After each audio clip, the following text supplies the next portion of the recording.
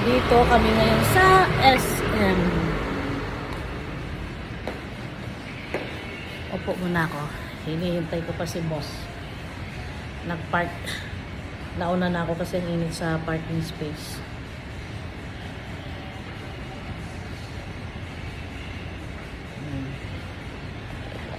Pang 3 days na nitong buhok ko. 3 days na hindi ko nililiguan. Katawan lang kasi sabi nung stylist, ma'am, 3 days wag mong liguan para magkaroon siya ng, maglabas siya ng sarili niyang oil. Ayan. Ayan. Totoo nga, oh. Ayan, ang tinta doon.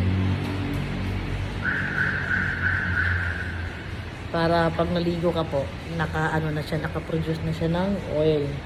Ayan.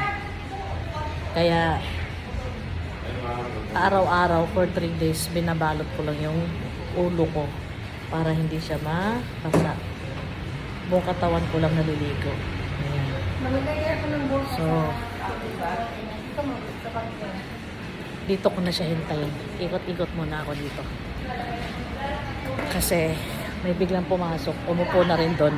Eh para hindi ako marinig na nagyayaw-yaw-yaw ako, na parang sabihin, hala, nagsasalita. Baliw yarn.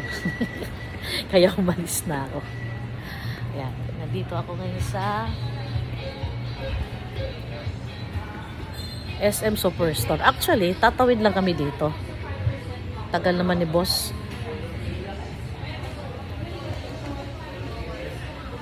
Nag-park lang talaga kami dito. Tapos tatawid kami sa Western Marketing. Kati ng tenga ko. Kasi doon kami bibili ng electric fan. Kasi kagabi, pumunta na kami dito kagabi. Tumingin na kami ng mga anak ko. Ang mahal. Diyos ko po, 2,000, 3,000.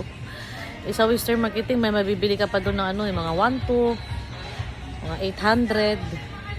Ewan ko ba bakit ganun ang difference nila. Ang tagal naman. Teka lang, babalik ako sa car park. Titignan ko bakit ang tagal. Bye!